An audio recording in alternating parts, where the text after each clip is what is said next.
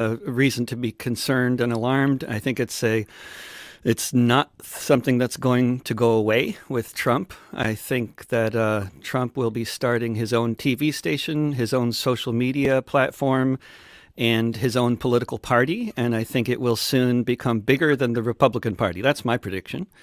And and I think there are a lot of reasons to believe that this is what's going to be happening. And I think it all could be stopped. It could all be different from that future. That future does not have to exist. But if that future is not going to happen, then the Democratic Party would need to be a real party of the working class, which it has not been, at least since, well, really ever. I mean, it was. We have a very problematic two-party system. Neither party has ever really represented the interests of the working class. But the Democratic Party used to be the party of the white working class. That's how they represented themselves, and they later started changing. And now they're the party of the, I don't know, the multiracial bourgeoisie, and they have nothing to do with the working class. And they're all about intersectionality and identity politics and pretending to represent the interests of black people and brown people and LGBTQ people, while really they represent the interests of the ruling class, just like the Republicans do. And so it's very easy for these two parties to divide and conquer the population in many different ways. But I think the game is up now. And now the game has to stop. If they keep on pretending to represent the interests of the working class while actually representing the ruling class, then that's just a formula for fascism, as any German familiar with their own history is well aware. And it's really the same pattern, the same kind of pattern that we have seen playing out in many different countries, whether you're talking about recent history of places like Brazil or going further back to Italy or Germany in the early 20th century. The pattern plays out in the same kind of way, where the working class, the party that's supposed to represent the interests of the working class, fails to do so decade after decade, and eventually something else happens. And now that something else is happening. And what is happening, I think, is a rising fascist movement that doesn't use the term fascism, but it is a fascist movement, and it is much, much more complicated than just a racist movement. And if people try to think of the Proud Boys and Patriot Prayer as simply white supremacists, then they are really not understanding the gravity of the problem or the complexity of the problem. It's much more complex than racism.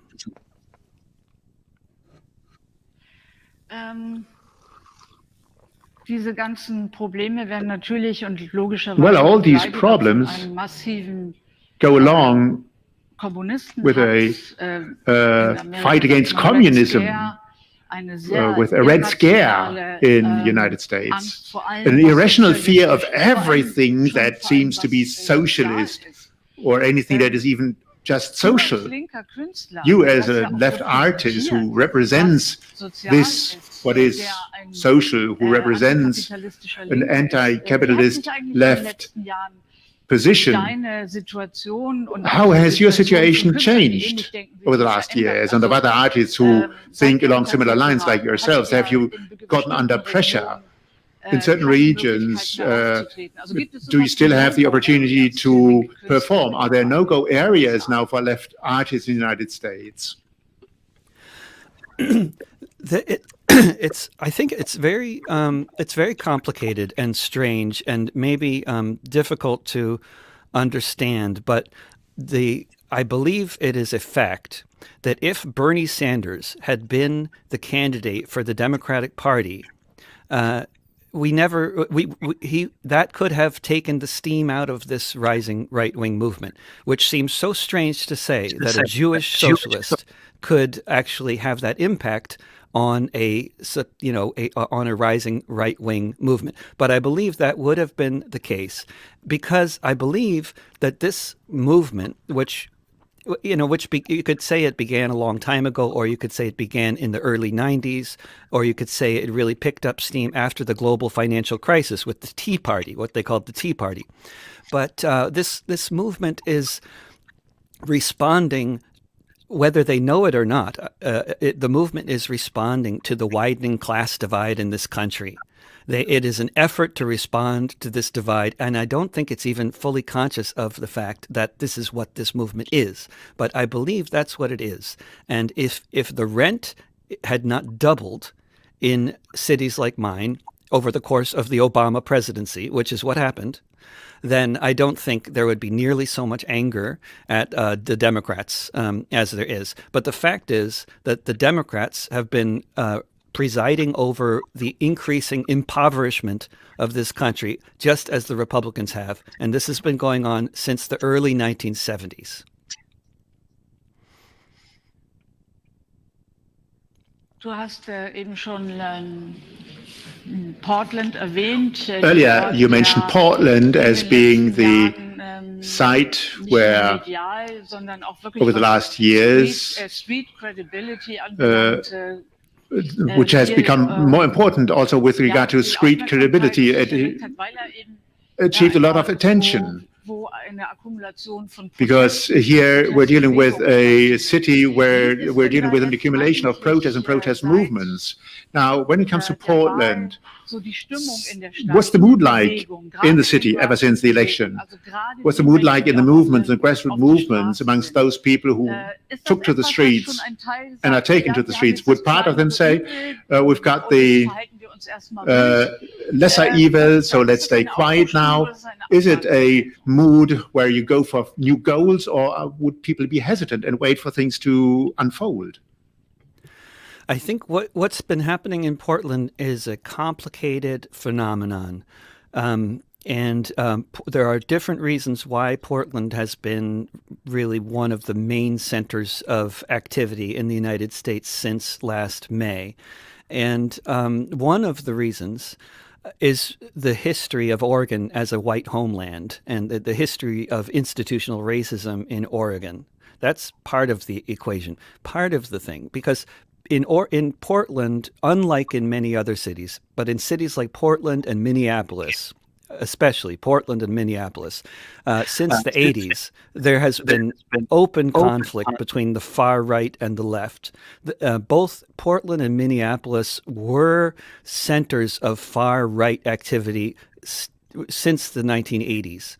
And so because of that, the left, especially the anarchist left, has been very involved with physically combating the right and driving the right out of this city by the 90s.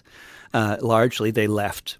They went to Idaho and other places. But, they're still here, but they left in terms of being a well-organized force. That's started to change recently, especially with the rise of Trump.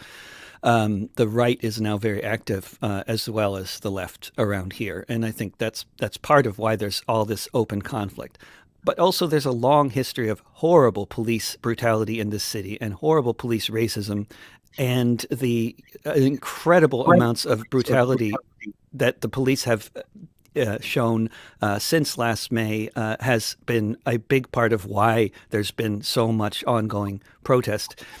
But then you also have to make a clear separation between what happened when the federal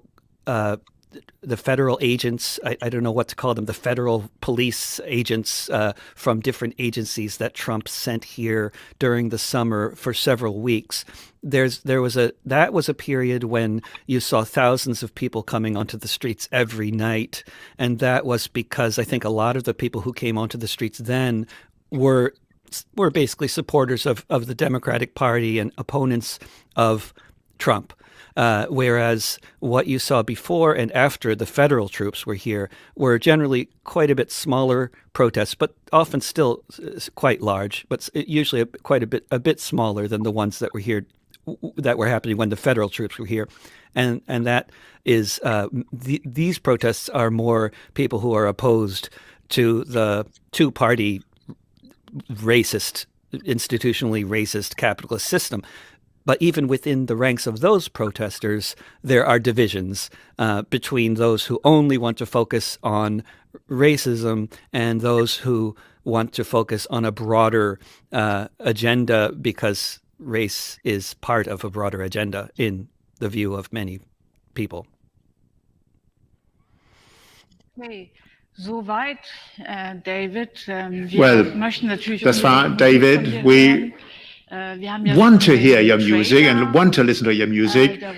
We already played the trailer of the Rosa Luxemburg conference. Waiting for the Hurricane is your song that we played in the trailer, and you've got 15 minutes or so to share some other songs of yours with us. I'm looking forward to this.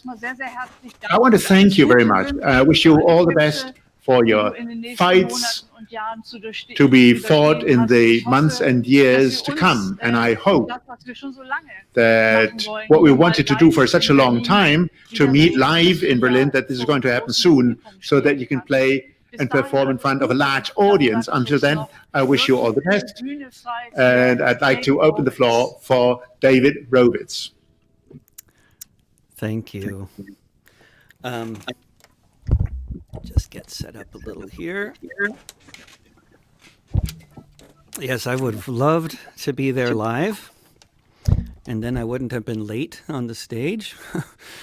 Oh my, that's very embarrassing. And I would have loved to be playing with Konstantin Wecker, but someday I'll have a gig with Konstantin.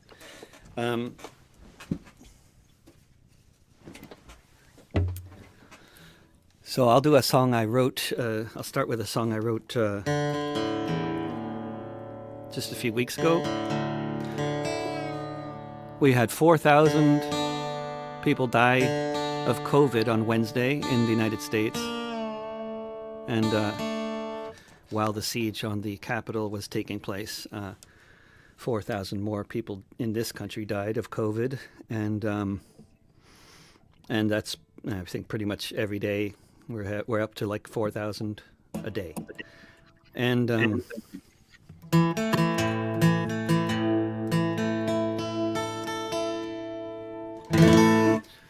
but the incredibly bizarre aspect of this situation is that so many of the people dying of COVID don't believe that the disease exists.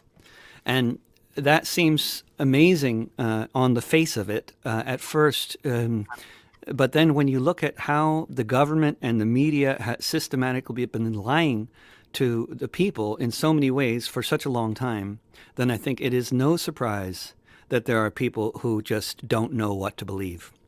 I think of the time that Colin Powell, Bush's man, came before the United Nations and lied 31 times in a row about why the U.S. needed to go to war with Iraq.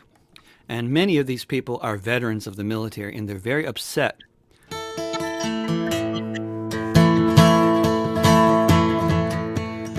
This is a song about one of them. They lied about the wars, took time to figure out that democracy and freedom was not what it was about. They said we'd fight the terrorists, but all that I could see was I was occupying someone else's country. They lied about the weapons. They all were so convinced. The generals on the TV, haven't heard from them since. They say it was an accident, but I think it was their plan. They spread the lie on CNN and NPR and C-SPAN. They lied about the jobs. All the pundits used to say before the city was abandoned and the good jobs went away. Sign up to this free trade bill, win-win all around. Now half the guys I used to know are 6 feet underground.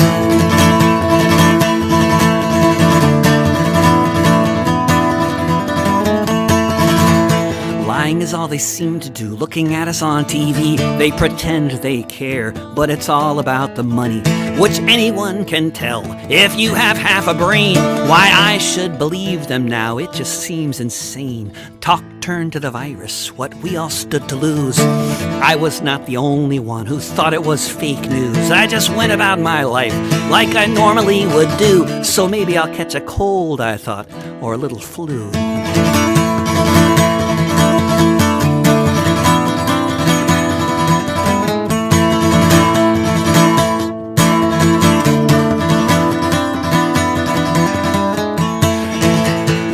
lie about so much, I wish it were not true. But from this hospital bed, if I could just click undo, I guess I would have worn a mask, stayed home to quarantine instead of being intubated.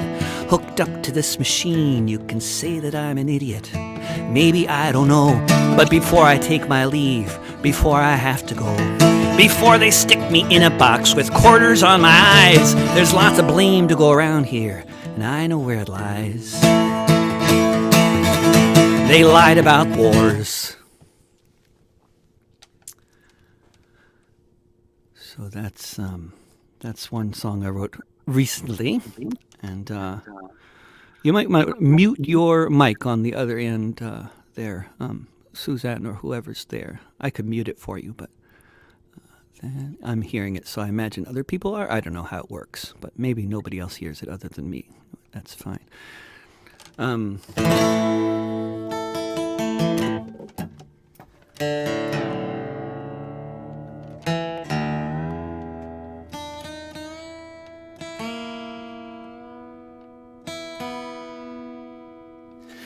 Of course, after all the things I was saying, it is undeniably the case that this country is founded on slavery, white supremacism, racism, and but also many other things. And I'll do a song I wrote just after Jacob Blake was shot 7 times in the back by the police in Kenosha, Wisconsin, who were just found not guilty of doing anything wrong.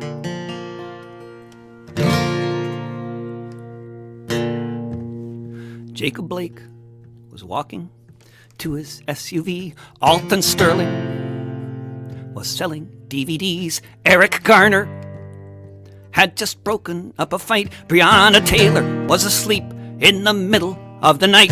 Tamir Rice was playing in the park. Elijah McClain was out walking after dark.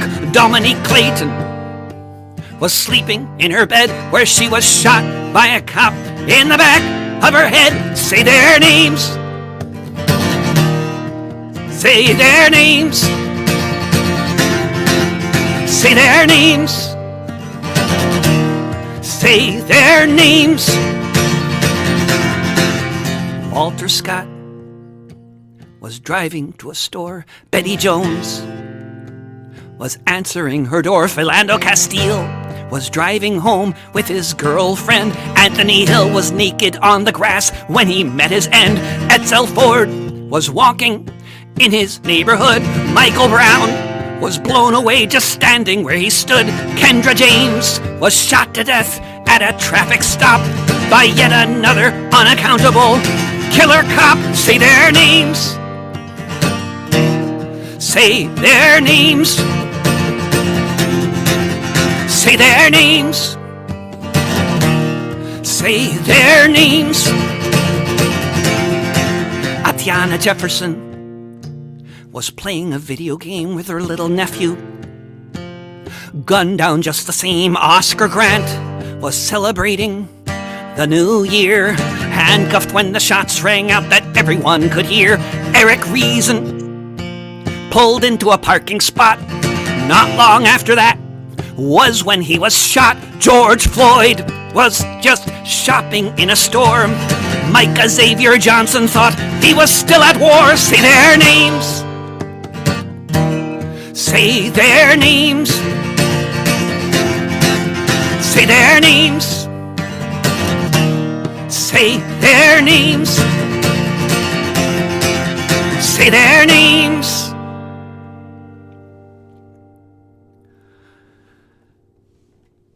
So here in Portland, there were I don't know how many, 107 straight nights of protests, at least, with hundreds to tens of thousands of participants, usually closer to hundreds. But as I mentioned before, when the federal troops were here, it was thousands every night. And there have been protests in multiple parts of the city every day, and this has been true all over the country. But the police brutality here in Portland has been worse than anywhere in terms of the amount of. I think there are 6,000 documented cases of police brutality over the course of the summer, documented by journalists. And many of those cases of brutality were against journalists and legal observers and medics, just anybody who was in the streets. And so people have been developing different ways of defending themselves against the police on the assumption that the police would not be using live bullets, which so far they have generally not done at protests. They have not fired live ammunition into crowds yet, although the far right did when they came to Portland at the end of August. And the police were completely nowhere to be seen in the city. And this is also very normal, in case anybody thinks, why was there no security at the Capitol? This is because half of the police in this country are members of the far right, just like in most countries. But I don't have exact proof to bear that out, but I would say my estimate is about 50% are white supremacists. But people have been developing different means of defending themselves. And, of course, with social media, there's been a lot of, it's easier to see what's going on in the rest of the world. And the umbrella use in Hong Kong against tear gas was noted, and umbrellas are a very common protest feature here. But along with umbrellas, people, of course, realized that helmets and vests and other things to protect against impact munitions are very helpful. But another thing that people discovered is very useful are leaf blowers.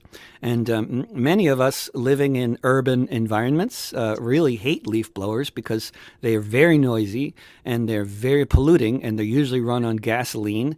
And there are no emission standards for leaf blowers, so they're just horrible little pollution things, and I just detest them until the protests started, and I found that leaf blowers have all kinds of very practical uses, and both for blowing the tear gas back at the police. And also I discovered during Halloween, leaf blowers make very good socially distanced candy delivery systems. I have a little video on YouTube if you want to see how a leaf blower can deliver candy to children. It's a bit violent, but the children like it.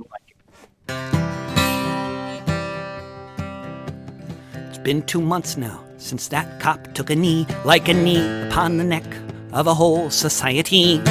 Folks rose up all over, starting there in the Midwest.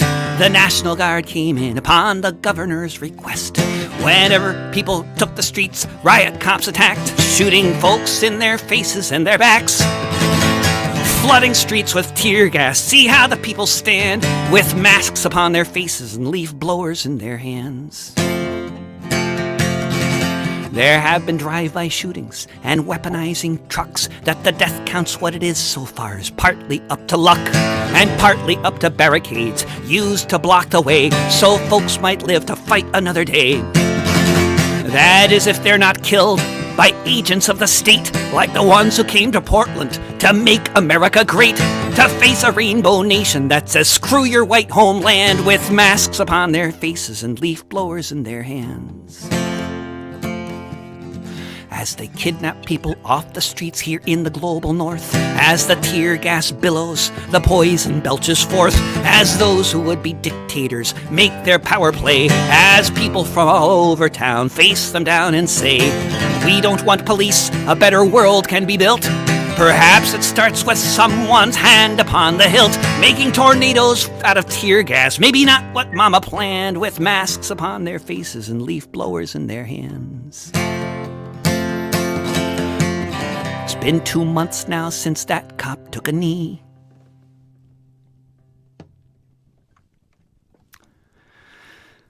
I think that's my allotted time, unless you want to hear more. But I think that's it says 25 minutes on my screen, so I don't want to go over, even though I started late. But I'm very glad to have been invited to sing at the conference. I wish I could have been there in person. I sang there, I think, 20 years ago in person at the Rosa Luxemburg conference during one of my first visits to Germany. And it's just a pleasure to join you all, and hope to see you again sometime, maybe 2022, in Germany in physical form. David Robic. Thank you so much. Thank you. Well, we really hope we can do that. We really hope we can see you 2022 live in Berlin. That'd be wonderful. Thank you very much, David. And now we proceed to the next highlight of this year's Rosa Luxemburg conference, the last discussion that we're going to have. Amazon as a winner of the crisis is what we're talking about now, because the pandemic doesn't just generate victims, there have been millions of losers, but there are also winners. Jeff Bezos, for example, who has apparently earned $183 billion US. That's his private assets. But we don't want to just talk about him. We want to talk about how to defend ourselves against him, and maybe to have a look at how distribution could be organized in a more effective way if one person doesn't suck up all the profit. I want to welcome Orhan Akman, and there'll be 3 other guests joining us by live link-up. And I'd like to pass the floor now on to Stefan Huth, who's the editor-in-chief of the Junge Welt Daily. You have the floor, Stefan. Thank you, Sebastian. Good evening to everyone, and a very warm welcome from me as well to what is really a very special conference and to our discussion today, which is looking at an interesting subject. Sebastian already said we're talking about Amazon as a winner of the crisis, a multinational group who have generated amazing profits in recent months. Like almost no other company, Amazon has benefited from the pandemic and has used its position on the market scrupulously. If retail in bricks for non-essential goods have ground to a halt, Amazon's sales have gone up massively. Jeff Bezos, CEO of the company, as we just heard, has private assets totaling some $183 billion US. In the middle of this week, the position as richest person on the planet was